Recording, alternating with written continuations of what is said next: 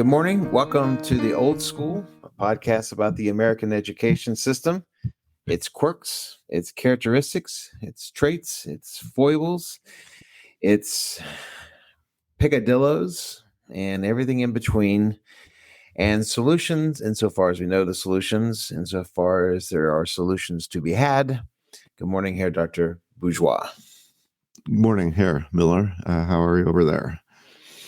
Well, I'm fine, sort of. Okay. So one thing about education and one thing about being in a high school is that even amongst the mundane day-to-day operations that have to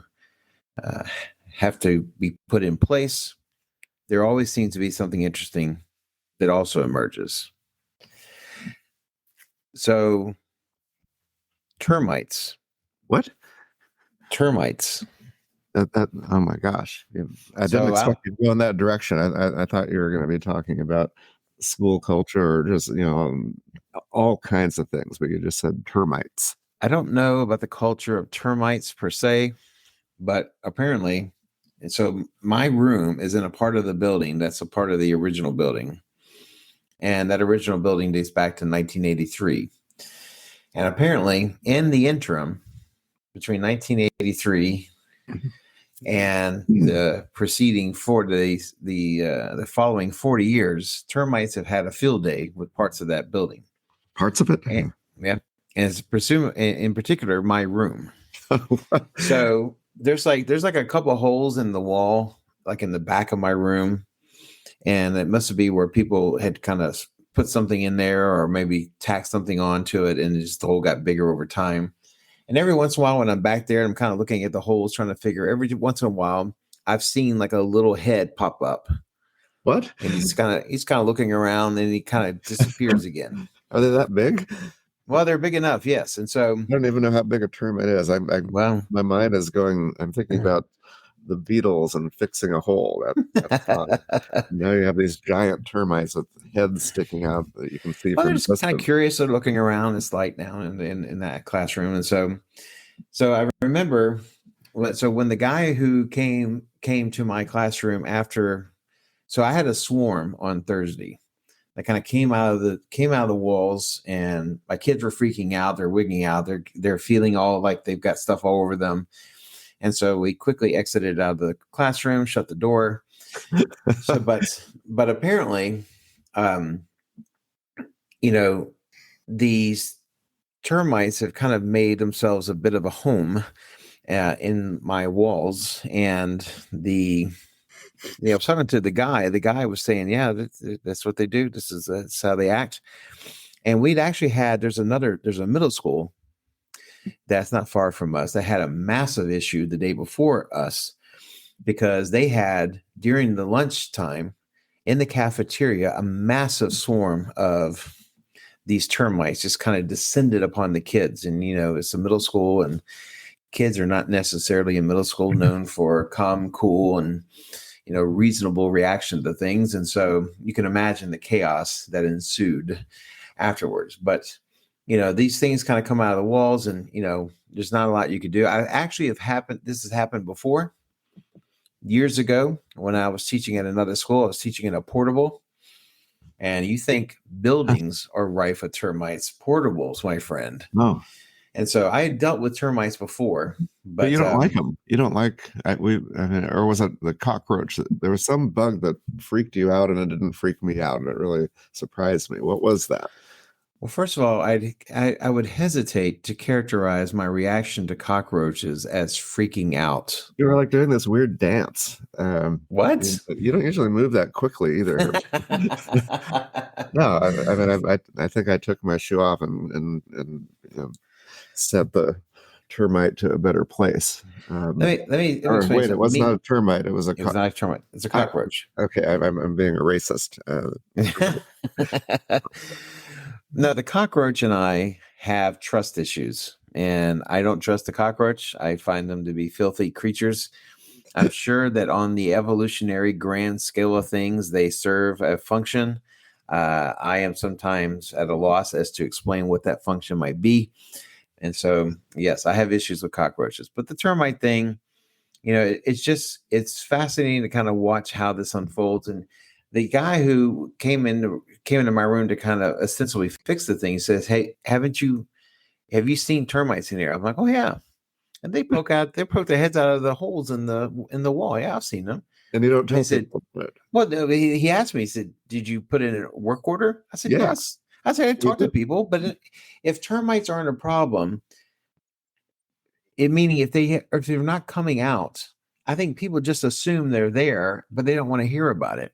Oh. So the notion that somehow the pest control people at my district did not have a chance to jump on this early, it's just ridiculous, because they wouldn't have done it. And they didn't do it, because it's not just me, but it's other people along that wall that I share, the kind of exterior wall. People have talked about it. I mean, it's a cesspool, and it's probably asbestos. Who knows what else is in that building? Oh my gosh! So, but you're a short timer. I mean, I never knew how it would all come out. Now you're just talking about the physical space. And here's the funniest thing about the fact that I'm a short timer, and I'm just a teacher. So I go to talk to him. I find him in my classroom in the morning. I come in here, and he says he knows I'm the teacher. And he says, "Well, I got good news and I got bad news." I said, "Listen, I don't own anything here.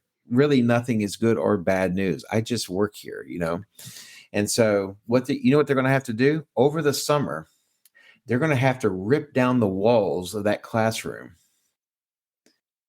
and just start all over again, because apparently, such is the apparatus behind those walls that the termites have constructed for themselves, that they've got to tear the daggum thing down." This is some extended metaphor about something. You're leaving, the walls are falling down as if they can't have school without you, and they have to start over. And they were infested by termites, but you heroically have been keeping them at bay until now. I can only go so long. So and I can't stand no more, and I'm out. And the termites have won, at least temporarily. The war is not finished. The battle may have been won, but what do they do? I mean, I know that they like to poke their heads out of walls, apparently. But do they then march forth and actually attack the students, or what? I mean, what is their end game? Well, I've not spoken at length with a termite to assess this. They don't seem to be interested necessarily with people. They're only interested in finding wood to feed and sustain themselves. That's all I know. Okay. Wood. And yeah. Do they fly? Oh yeah.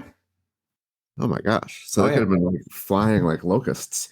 The thing, well, they're not quite that big, but the thing is, when I was in that portable, this last time, they didn't kind of come out in a traditional swarm. It kind of more, they fell out. But that group in the portable, I mean, it was like something from a Hitchcock film. I mean, it was so shocking that for a second I didn't really know what to do. I was kind of early on in my career, but the kids, of course, just wigged out and came streaming out of that portable. But this time, I thought I saw something flying around, but I wasn't quite sure. And then all of a sudden, the kids are like, "Mr. Miller, there's all of this stuff on the floor. Oh, it's in my bag. Oh, it's on me." And then there you go. So, wow. Well, you just made it come alive here, Miller. So you're saying your students didn't like file out, walk out in single file calmly as you were leading them and saying it's okay. But I told them to move expeditiously out of the classroom. And they had to say, "Where's a thesaurus? I need to know that word." No, they understood the intent, if not the meaning. So okay, yeah, that's all right. Okay. Anyway, so that's the latest from Stories from the Front Line. Well, there's more, because weren't you an itinerant teacher for the rest of the day? Oh yes, I got the next day. So the rest of that day, and then the next day, so the rest of Thursday, and then all Friday, I was a floater. Now, in other terms, floaters mean different things, but in educational terms, it's a teacher that doesn't have a classroom. So we've all been there, right? Yeah, like some peripatetic intellectual looking for students. I just kind of go through the hallways, go into the next room. With a cart. And it was something I had not done since the first few years of my career. Yeah, everybody does it. I know. And it's not too bad because you got your cart, you got everything on the cart. Yeah. And you just move the cart from room to room. Now, the last time I used to have an air horn. I would use it sparingly because it ticked people off. But if it gets too congested in the hallways and I can't get through with my cart, it's shocking how quickly an air horn will work to part the crowds. You blew an air horn in a crowd of high school kids? Yes. Boy. I was a bit more rambunctious in those early years.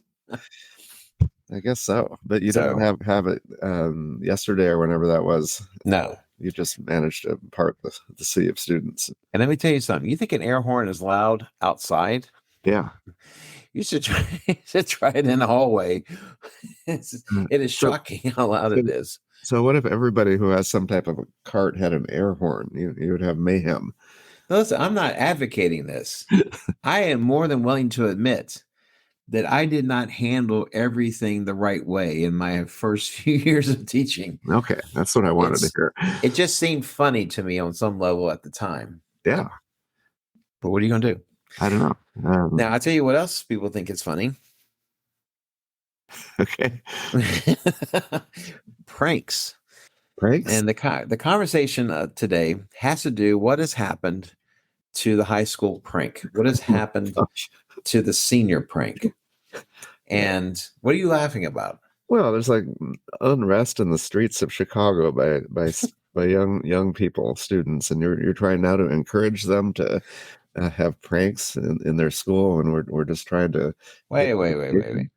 Are you comparing the hooliganism on the streets of Chicago with the harmless and ultimately good-natured prank found at your typical high school? I don't know that they do these anymore because they get tamped down. It's like bringing a water gun. I mean, it's a pretty sensitive subject, but I mean, those were tamped down. But those were tamped down in the late 90s even, I mean, so people have been taking everything pretty seriously for good reason. But what's this prank you had in mind? Well, no, it's not a specific kind of prank, but I recall in my high school years the notion of the senior prank. And it was something that I was aware of. I wasn't a part of, but I was aware of it. And, later in the years following, probably in the 1960s. This was in the 1960s. When that was in high school? Yeah. Come on. What? Stop it. What are you doing? Okay. Well, the 80s. It was the 80s that I was doing this, and so okay. And your classmates, without your involvement, they didn't involve you. Well, they didn't invite me to the meetings, no. So okay, but they had meetings and they did a prank. Give us an example. I mean, I really don't know what a prank is. I mean, I know kind of what they are in Germany. I don't understand that either. But what would an example be in a U.S. school? So when I was in the 10th grade, the kiddos, so we had the high school and then we had a VOTEC school that was next to us. And so some of the kids that went to the VOTEC school, well, they all did. They had classes in both the high school and the VOTEC. And so one of the things, I think they got it from a movie or whatever the case may be, was to basically try to break down a car and rebuild it within one of the classrooms. I think they had like the shell of a car. It wasn't like the full kit and caboodle, but and so it's quite harmless. It takes a lot of work. It takes a lot of planning. It's more for effect, and it's a good effect. No one is outraged. There's no tears. No one's traumatized by it. But alas, you walk into a classroom and there's like a VW bug just sitting there, tires and all. Yeah, it's good, clean fun. I love it. Yeah. And so that would be an example of it. And so, as far as like what would constitute a prank, I mean, I think it runs the gamut.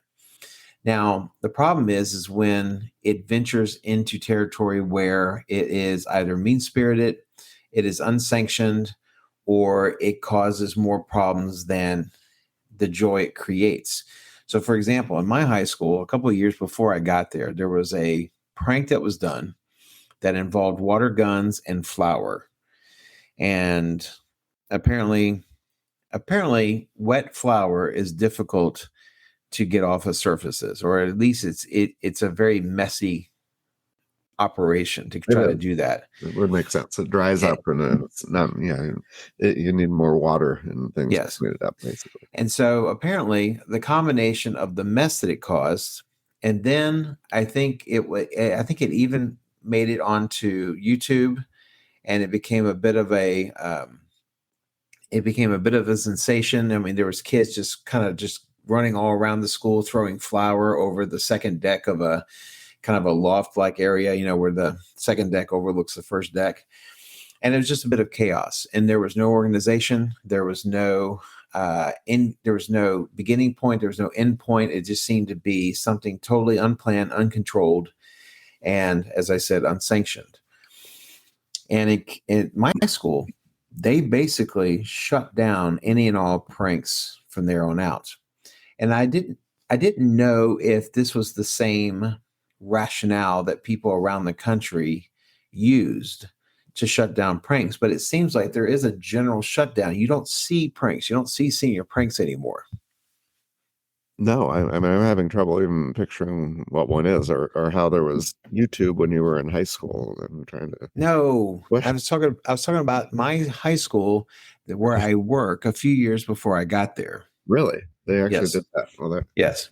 Okay, so that's so recent. But yeah, it seems like it was an idea that got out of control rather quickly. But the damage is just being a nuisance, Well, yeah, but the problem is on something like that, it goes beyond being a nuisance. It becomes something now that it takes a lot of time to recover from. It takes a lot of time to clean up. And the people who cause the problems are not the ones cleaning it up, because there's no general consensus of everybody who's involved, because it seemingly was everybody. But in all your years of teaching, you never came across pranks. Not a single one. I mean, that what you're described sounds like breaking and entering. Was that part of it too? As far as like the car? No, well, both actually. Yeah, it seems to be a common theme. Well, the car definitely was breaking and entering, although I think they had like an inside job guy, maybe a janitor or something like that. But now, as far as the flour and water guns, that happened during school, during the school day. And that kind of amplifies the issue, because now not only is it become beyond a nuisance, but it's also shutting down the presumed function of the school. Okay, so that is on YouTube, so we can check it out. Yeah, but the thing is that's not the experience in other places. For example, you mentioned Germany. Now, in Germany, they have something called the Abi-Schutz, which is basically like a senior prank day. What are your recollections of the first time you came across this? You've been there more recently than I was, but yes. The idea was, first of all, that everybody knew about it and they anticipated it, they expected it. There was quite a bit of collusion with the faculty, because they realized that usually part of it would be that the I guess you would call them in our terms the seniors, the ones who are about to graduate, who are a year older. These are 19-year-olds in Germany, are going to do something, but it involves being in the school, maybe barricading the school so no one can get in, and there's some good clean fun of dousing the younger kids with water balloons. I mean, that seems to be it in a nutshell, unless you have any more details than that. Well, I mean, I think the thing that's been most impressive in the years in which I've experienced the Abi-Schutz is just the sheer amount of work that goes into it. I remember one hallway, and it was a long hallway, and they had taken individual packets of Haribo gummies, and they strung them up from the ceiling tiles to the point where it covered the entire hallway. I mean, I don't know how long that must have taken. And then you have examples of setting up barrels of hay to blockade different entrances into the schoolyard, where kids have to kind of pay a fine, kind of a nominal fee of €1 or what have you to get in. And even when you get in, you're now subjected to water guns and, that sort of thing. Right. And everybody buys into it.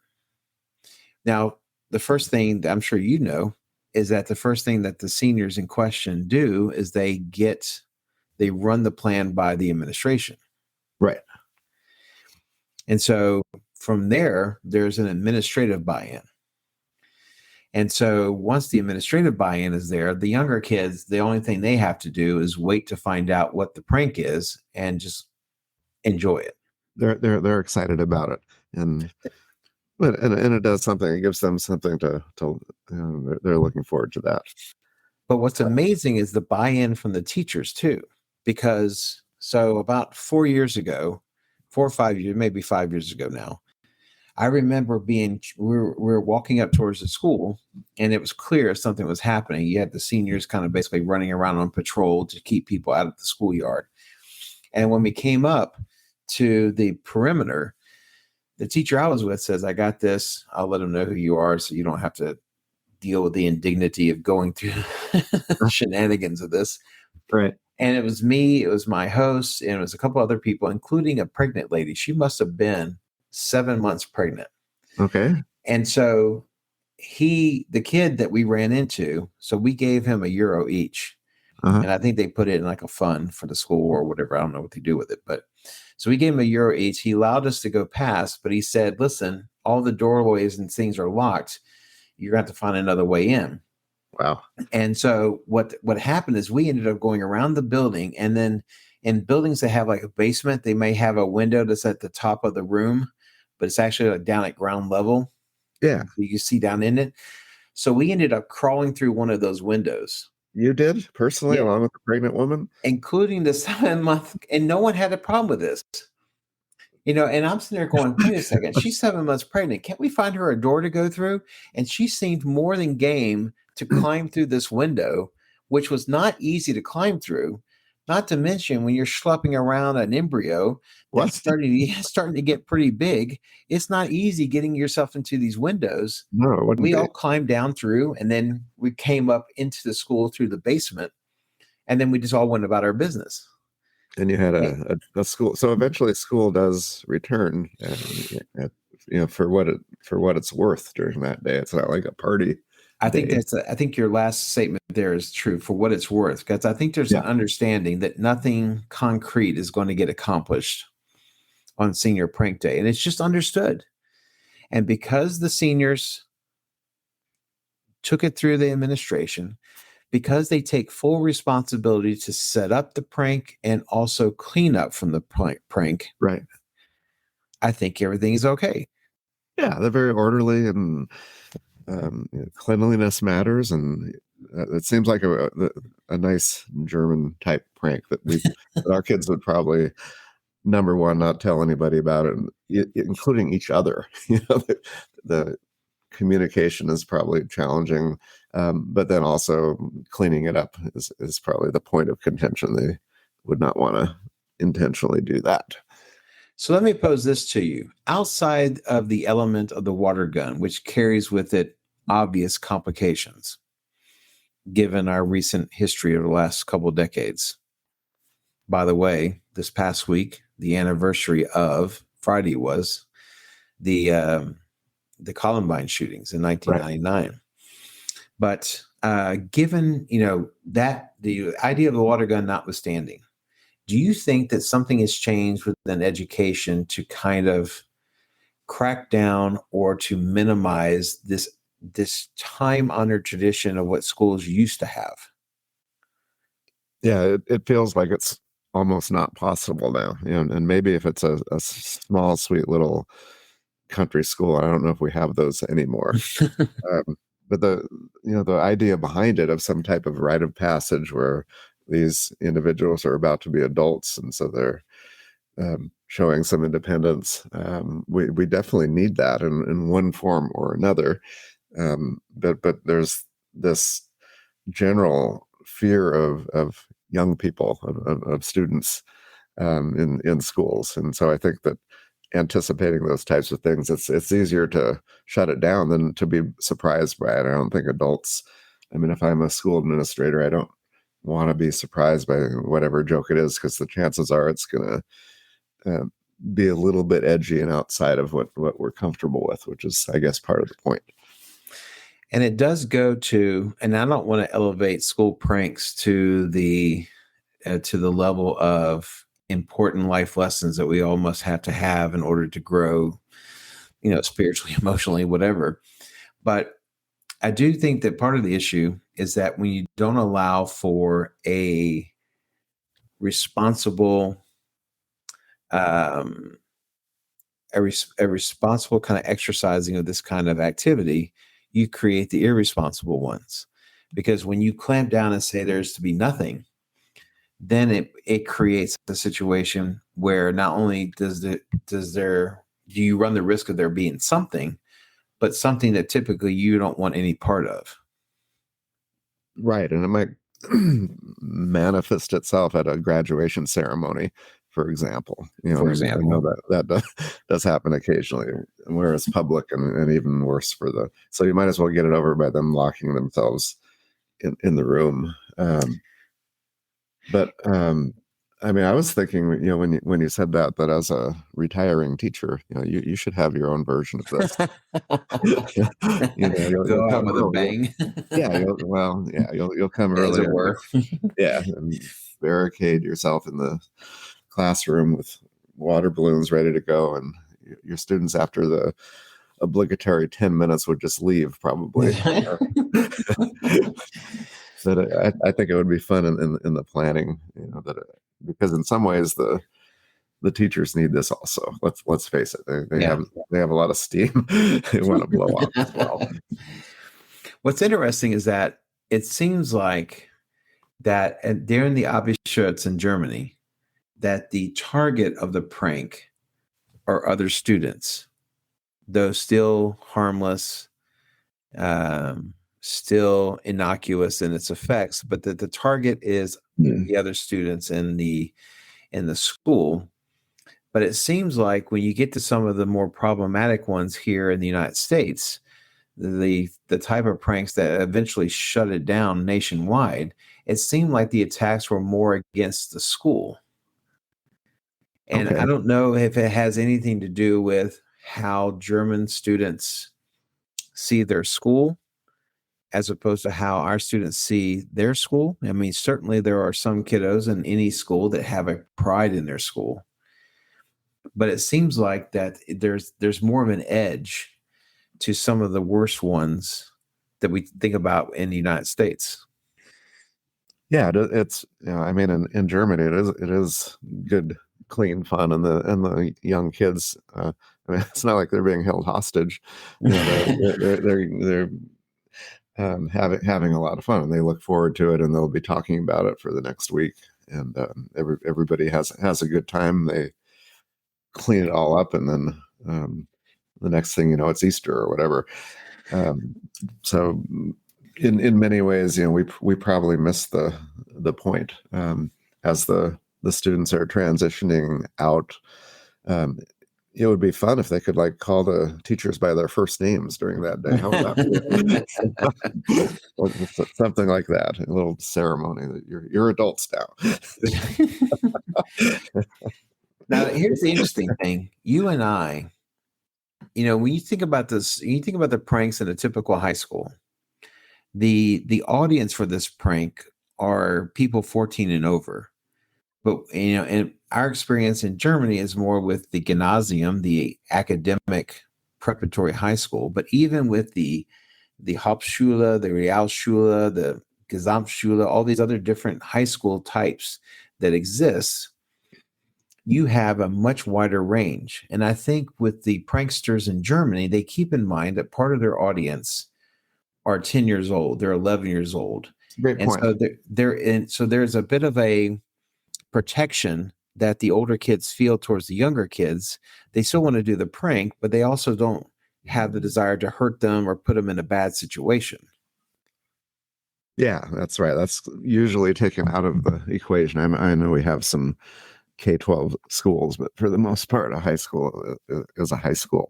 So I don't know what you're after here. Are you trying to bring it back, or are you trying to give I know we don't have any high school students listening, but are you trying to say that this is a valuable thing that's missing? I mean, why are we talking about it here, Miller? I think we're talking about it for a couple of reasons. One, it suggests from an administrative point of view a fear of the students. Mm-hmm. And I'm not sure that's healthy. And I know that does not lay completely at the administrative feet, this kind of fear of students, but it's developed that way.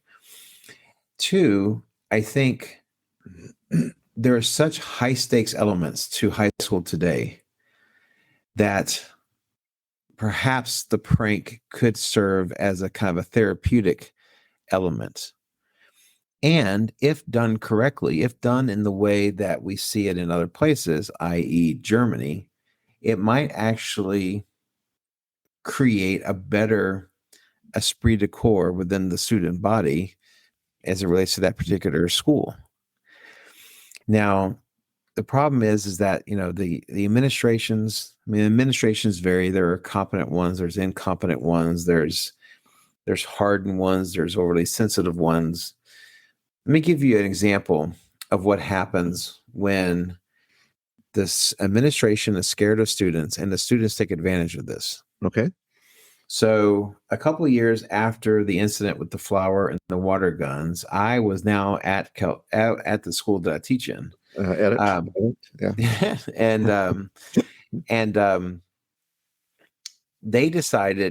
someone decided that the word would get out that a prank was in play, and that the prank would involve bananas.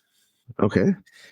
And all of a sudden, the administration, in what seemed like an overreaction, and even the teachers thought they're missing the point. The administration, both through teachers and also through the intercom system, made it clear that anyone caught with bananas, even though bananas are a legitimate snack or something you would include in your school lunch, that they basically forbade anyone seen walking around with a banana. Its serious consequences were to follow. Okay. And the problem is that the prank was that there was no prank. And what the kids did. Okay. I was thinking that same thing. So they actually knew the reaction ahead of time, or they anticipated it. They anticipated it, and they made the administration look foolish. Good. Now, well played. Well, yeah, it is well played. And I must admit, I admired the effort, because what it did was it played on the fear of the prank, but it also preyed on the rather over-officious nature of some administrators. Not all, but some. By the way, the administration I'm talking about no longer exists at my school. They've gone on to other things, I'm sure bigger and better things. They were all summarily fired after that. No one was saved. Yeah, that's right. You just on Monday they're not there. But I think it was so ludicrous. I mean, any teacher, and here's the deal, about teachers who become administrators. You start getting out of the classroom, pretty soon you lose touch with the notion of what it means to be around teenagers. Or you can. But the thing is that the kids understood that the administration was going to overreact to this, and everybody played their part. No one brought bananas. The school became hyper vigilant to try to find bananas, going so far as to get on the speaker about bananas. And we sitting here having this conversation about bananas, and that became the biggest prank of all. And I think perhaps if there was a different approach to this, I don't know if kids are up for it or not. I don't know if kids are too busy being on social media. They don't have time to plan pranks, but the Germans figure out how to do it. And they are just as connected to their phones as American teenagers. They just seem to have kind of more of a balance about it. But it seems like something that would be both fun. It would be kind of a welcome respite to the daily grind. And it would also create a partnership between the administration and the students, rather than having this kind of adversarial relationship. Okay, that's brilliant. It's a wonderful image. The idea of bananas at the end of the school year. I think you're onto something. Now, people can't replicate that prank because it's already happened. Right. And maybe the idea of a prank is not on anyone's mind, and they'll just forget it year after year, because it doesn't sound like you've had that many since then. Is that the case? No, and I'm not sure how often it's even come up. I mean, I know immediately after the banana thing, there were a couple of incidences where senior groups of seniors tried to get something sanctioned. So they tried to kind of see, okay, if we get permission and if the administration understands the parameters of the prank and therefore are not threatened by it, maybe this can become something that's a little bit more whimsical. But it just never seemed to materialize. And maybe I'm wrong. Maybe I'm making a mountain out of a molehill. Maybe Mhm. we're just fine not having pranks. But it just seems like there's no room for this kind of behavior anymore. And I can't help but think that perhaps we're not losing something in the process. I mean, these are teenagers. And Really? surely there should be a natural inclination towards maybe something like this. But I don't know if, because we haven't had it in a while, I don't know if people think about it anymore. I think you're the first to bring this up. Just like you're the first to talk about termites at the end of the school year, and is there a connection between the two? I'll be spending the rest of my day trying to figure out where you were going with these two things. It's probably some mystical idea, and the truth will emerge. I'm not saying that any kid planted the termites. There you go. There's a prank right there. Let's plant some termites in Mr. Miller's room. The school that we shared together briefly Mhm. actually had some pretty good versions of pranks. Now, they weren't like a kind of a big school wide kind of thing. It was more Really? about me. But Oh, I they like to pranked think, you. I don't what's remember that? any. I don't remember any. Well, there's two that I can remember, two that stand out the most. Okay. And again, they're both harmless. One, I made the mistake of mentioning that one of the smells I cannot handle is canned tuna. Oh, It's an abomination. you never told me this. No one should ever open a can of tuna in front of anybody who's not also eating it. Okay. It's something that should be outlawed. It's like durian fruit in the Philippines, or one of these other kind of stinky kind of foods. But so I made the mistake of mentioning this, and so as a prank, I think it was like April Fools. Oh, I had a group of my kids take 8 cans of tuna, open them, and then hid them around my classroom. oh, that's good. And so, and of course, as soon as you get in, you can tell something's amiss, and then the kids are laughing, and then I'm laughing, and it's good fun. How did they do it? I mean, you were in the classroom with all of them, so Well, they did no, it while they you would were. come in before I came in, Oh, okay. and they planted the cans of tuna. Nice. Okay. Actually, I think they did it the night before, the afternoon before, after I'd left. And so it's fine. We have a laugh. It's funny. They get all the cans. And 2 weeks later, you're still smelling the tuna. And I Yeah. asked the kids, "Are you sure you got all the cans of tuna?" And the one kid goes, "Mr. Miller, I swear I thought we got." I said, "How many did you put out?" 8? Well, how many did you collect? We're not sure. And then we started going in the search because now it's bad Oh, in that wow. room. And, a couple of the kids are laughing. I said, "Listen, y'all are in here with me, because I mean, it doesn't matter whether you like canned tuna or not. After a couple of days, it's getting to a point where it's becoming offensive." Wow. Well, it turned out they'd forgotten a can that was in the room. So they got Wow. rid of it, and some air freshener. It worked. The other time, I had a group of boys. They're so self-conscious. They grabbed my stapler. I had a great stapler. It's the kind of stapler that can change your administrative life. I mean, it felt good in your hand. I mean, it was a perfect stapler. And they had taken that stapler and they had put it inside of a Jello mold. Oh, that's a And then they classic. just sat the Jello mold on my desk where the stapler normally would be. It's a great prank. The kids were so worried though that I was going to, because I'm not a teacher known for warm fuzzies. No. They were so worried that I would react horribly against it that they already had bought another stapler just like the one I had to replace it. Wow. But it was a great prank. I mean, it's a strange thing to see a stapler suspended inside of a Jello mold, but they did a great job at it. And it's an example of where, okay, maybe that last group didn't feel totally comfortable with me, but they felt comfortable enough to give it a shot. And there's that relationship between me and the students where they felt that they could do something like that and it would be okay.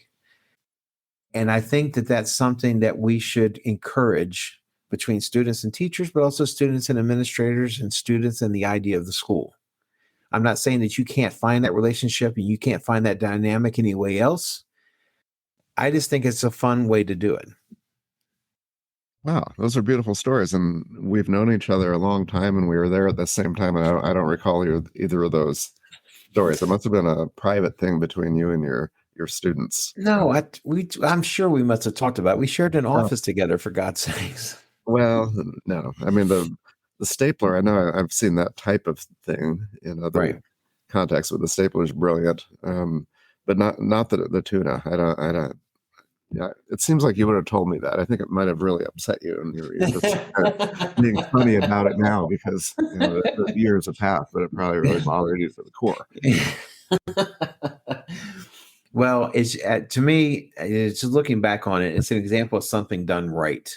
And you think about the obby shirts, it's something that's done right, and it's done with conscientious, responsible kids. And I think anything that can preach responsibility and conscientiousness, I just don't think that can be a bad thing. And I think giving kids, especially teenagers, natural inclination towards being a bit rebellious, it seems like something that would be easy to foster and maybe create a certain level of school spirit. I don't know. Yeah, it's we can dream. You have the idea. You have Schadenfreude, which of course the Germans understand, and we do too. But with a bit of wit and not well intentioned, so everybody ends up feeling good about it. Exactly. That's really what we want right here. Everyone walks away with a smile on their face and a spring in their step, a song in their heart. Wow. All right. Well, thank you, Miller. This was enlightening, and I think you did connect everything heroically, I might add. Thank you very much. I appreciate it. Yeah. So, what is the plan for you today? Rest, relaxation, adult beverages, meats on the grill. Nothing much. I'm tired. I'm trying to not be grumpy, so probably sitting and reading is the safest thing for me today. Okay. And you're going to be gallivanting about or cleaning your classroom every weekend, I bet. Well, not every weekend. I'm doing it during the week, as long as the termites are cooperative. But no, I swear my wife didn't tell me this, but we're going out with friends of hers. Well, the woman is a friend of hers. She went to high school with her, and they live in Dallas. And so, but apparently, part of the evening's activities is to go to a musical. Just a short musical, like about a 20-minute one? Oh, no. If only. Not only is this a musical, but I think it's a long one. Does it have a name? Into the Woods? It's only the greatest musical of all time. Stop it. You don't even know. It's my favorite musical. It is. It's wise. You'll laugh. You'll cry. It's beautiful. It's high end.